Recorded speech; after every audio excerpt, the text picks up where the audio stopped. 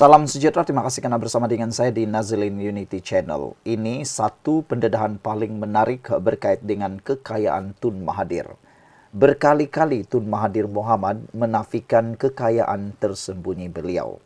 Berkali-kali dia menyindir kerajaan bahwa ada kononnya dia pura-pura cari akaun dan duit dia dalam bilik, di bawah katil, di bawah bantal dan sebagainya. Baru-baru ini ketika SPRM mengumumkan sedang siasat aset yang dimiliki di UK, Mahathir juga menyindir. Dia kata sejak bila dia ada harta di sana, rupanya ada harta di UK. Tapi kali ini satu pula pendedahan baru menyatakan siasatan aset Dr. Mahathir turut fokus di Switzerland selain UK. Rupa-rupanya apa yang disiasat oleh SPRM bukan sekadar bermain di UK. Bukan hanya ada di UK. Itu sebabnya netizen mula persoal. Kata mereka, kalau satu tempat sahaja yang disebut oleh SPRM, mungkin mereka kata mungkin SPRM melakukan kekilafan. Tapi kalau sudah dua tempat yang SPRM menyatakan, termasuk di Switzerland, ini satu perkara yang harus diambil perhatian. Silap-silap hari bulan memang ada, kata netizen. Ketua Pesuruhjaya SPRM Azam Baki berkata agensi itu bekerja sama dengan pihak berkuasa UK selain meneliti kemungkinan aset di Switzerland. Suruhanjaya Pencegahan Rasuah Malaysia SPRM mengesahkan siasatannya terhadap aset yang didakwa mempunyai kaitan dengan Dr. Mahathir Mohamad tidak terhad di United Kingdom saja. Sebaliknya, Switzerland turut dalam perhatian. Ketua Pesuruhjaya SPRM Azam Baki berkata, walaupun agensi itu terus berhubung dengan pihak berkuasa UK, ia juga memperluaskan skop siasatan. Kata beliau, ya, kami juga sedang melihat negara lain seperti Switzerland, katanya pada sidang media. Azam Baki menambah, SPRM bekerjasama rapat dengan Pusat Penyelarasan Anti Rasuah Antarabangsa IACCC di UK. Sebelum kita teruskan ulasan ini, jangan lupa tinggalkan komen anda dengan tanda pagar kami benci pencuri. Tapi sebelum itu, izinkan dulu saya kongsi kepada anda semua. Ini terapi imun Transovector for Life. Terapi imun yang meningkatkan daya imun badan kita sehingga 400%. Secara umum dan ringkasnya, apabila imun badan kita lemah, apabila imun badan kita bodoh, apabila imun badan kita tidak bertindak dengan bijaksana dan seimbang, kita kena penyakit dan sukar sembuh daripada penyakit. Penyakit berakar di dalam tubuh badan kita lalu kita sengsara. Tapi produk Transovector ini mengajar, mendidik dan menguatkan imun badan kita selain menyeimbangkannya. Apabila imun badan kita sudah jadi kuat, bijaksana dan seimbang, imun badan itulah yang bertindak menghapuskan semua jenis penyakit, semua akar penyakit yang ada dalam tubuh badan kita. Cepat dapatkan produk yang hebat ini melalui nombor telefon saya yang tertera. Produk ini lulus KKM halal diperakui oleh dokter-dokter di seluruh dunia dan penemuan paling bersejarah dalam dunia kedokteran. Kalau anda sudah berdoa bertahun-tahun untuk masalah kesehatan anda, mungkin ini jawaban yang Tuhan hantar untuk anda semua. Azam Baki menambah, SPRM kini bekerja sama dengan anti rasuah, Pusat Penyelarasan Anti Rasuah Antarabangsa. Katanya lagi, kami masih bekerja sama dengan pihak berkuasa UK, antaranya IACCC, salah satu agensi yang membantu kami sekiranya ada aset melibatkan Mahathir, katanya. Setakat ini masih belum ada perkembangan, katanya lagi. Awal bulan ini harian Metro memetik sumber berkata, SPRM telah mengadakan beberapa mesyuarat dengan IACC, sebuah unit di bawah Agensi Jenayah Kebangsaan UK. Sumber itu berkata, SPRM sedang menunggu senarai rasmi aset daripada pihak UK meliputi Kanada, Switzerland, Jepun dan UK. Setelah diperoleh, proses undang-undang untuk penyitaan dan pelucuthakan boleh dimulakan. Seperti mana tindakan yang diambil dalam kes melibatkan bekas Menteri Keuangan Daim Zainuddin. Pada 11 September lalu, Mahathir memperlekeh kenyataan Azam mengenai siasatan itu dengan mendakwa beliau tidak mengetahui kewujudan aset sedemikian. Secara sinis, beliau menggesa SPRM memaklumkannya supaya beliau boleh menuntut aset itu dan mendermakannya kepada golongan miskin. Beliau juga menuduh siasatan itu bermotifkan politik. 2 hari sebelum itu, Azam menegaskan siasatan berhubung aset bekas Perdana Menteri itu masih berjalan dengan tumpuan semasa di UK. Pada April 2024, Azam dilaporkan berkata Mahathir antara individu yang disiasat berkaitan isu pengisytiharan aset. Sekian dulu untuk kali ini. Jangan lupa tinggalkan komen Anda. Bye-bye. Salam sejahtera, terima kasih kerana bersama dengan saya di Nazilin Unity Channel. Ramai netizen menyatakan, Tun Mahathir melalak lagi, kata mereka. Tun Mahathir bising lagi, kata netizen. Ini apabila Mahathir baru-baru ini mengumumkan tentang payung besar. Dia ingat dia boleh kalahkan Anwar Ibrahim, kata netizen. Dengan dilantik sebagai penasihat SG4 pun gagal.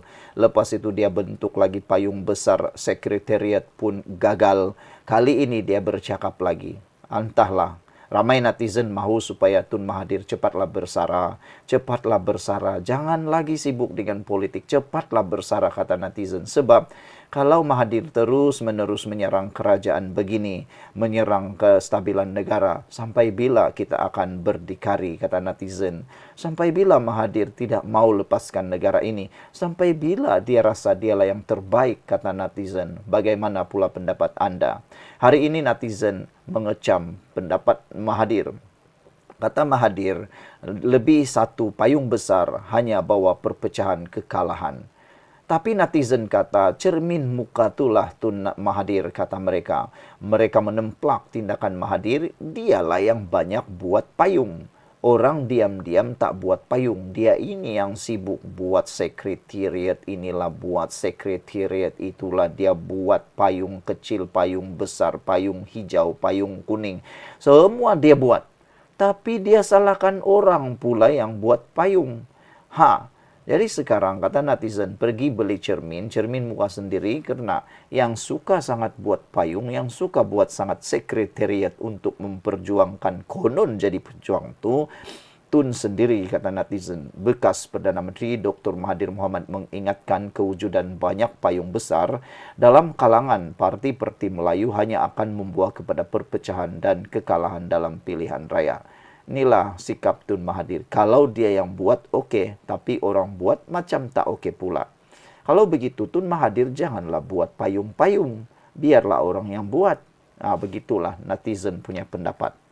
Sebelum kita teruskan ulasan ni, jangan lupa tinggalkan komen Anda dan tekan butang subscribe. Tapi sebelum itu, izinkan saya kongsi dulu kepada Anda semua.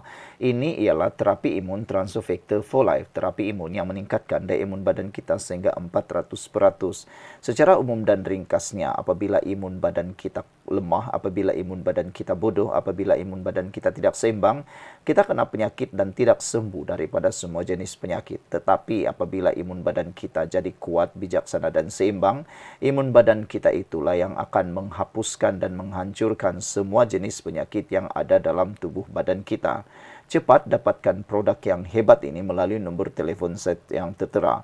Produk ini lulus KKM, halal dan diperakui oleh doktor-doktor di seluruh dunia. Kalau Anda sudah berdoa bertahun-tahun untuk masalah kesihatan Anda, mungkin ini jawapan kepada masalah kesihatan Anda yang Tuhan hantar. Jadi jangan bertangguh-tangguh, cepat dapatkannya melalui nombor telefon yang tertera. Mungkin ini waktunya untuk Anda bertindak. Bekas Perdana Menteri Tun Mahathir Mohamad menyatakan bahawa kewujudan banyak payung besar dalam kalangan parti-parti Melayu akan hanya membawa kepada perpecahan dan kekalahan dalam pilihan raya. Dr. Mahathir berkata, walaupun sambutan terhadap cadangan menubuhkan gabungan atau payung besar amat menggalakkan, namun terdapat kecenderungan untuk setiap pihak yang bercita-cita menjadi Perdana Menteri membentuk payung besar mereka sendiri. Tapi mereka yang ingin jadi Perdana Menteri mendiri payung besar mereka, kata Mahathir.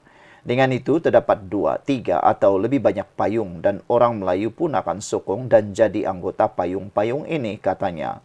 Seperti dengan keanggotaan dalam parti, orang Melayu akan berpecah. Payung besar pun memecah belahkan orang Melayu, katanya. Justru Mahathir yang juga bekas pengerusi pejuang itu menggesa agar semua pihak berfikir secara rasional. Sama ada mahu mewujudkan satu sahaja payung besar yang menyatukan semua atau membenarkan kewujudan beberapa payung yang bersaing. Percayalah, kata Mahathir, jika ada lebih dari satu payung besar, hasilnya perpecahan dan kekalahan. Itu sebabnya netizen menasihati Tun Mahathir, Andalah yang bermula, Andalah yang juga patut memulakan pembubaran. Bubarkan payung yang kamu sudah cipta, kata netizen. Mahathir juga turut mengingatkan bahwa pengundi Melayu memiliki cukup kerusi untuk menang dan membentuk kerajaan. Namun katanya, niat mereka bukan untuk membentuk kerajaan yang bersifat sepenuhnya Melayu. Ada netizen kata, cukuplah Mahathir.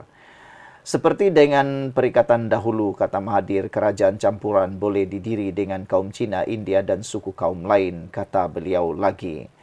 Sebelum ini, Mahathir mengumumkan inisiatif baru untuk menggabungkan orang Melayu di bawah satu payung besar yang dikenali sebagai Jawatan Kuasa Sekretariat Orang Melayu. Menurutnya, gerakan yang tidak bermotifkan politik itu bertujuan menjadi wadah bagi menyelesaikan masalah isu dihadapi orang Melayu yang disifatkan gagal ditangani kerajaan hari ini. Jelas Mahathir, gerakan atau sekretariat itu juga bertujuan untuk mencari jalan supaya orang Melayu dapat menguasai semula kerajaan. Tambahnya, apa yang berlaku ketika ini, orang Melayu berpecah belah dan dibezakan dengan fahaman politik, sekaligus menyebabkan mereka gagal dalam banyak perkara.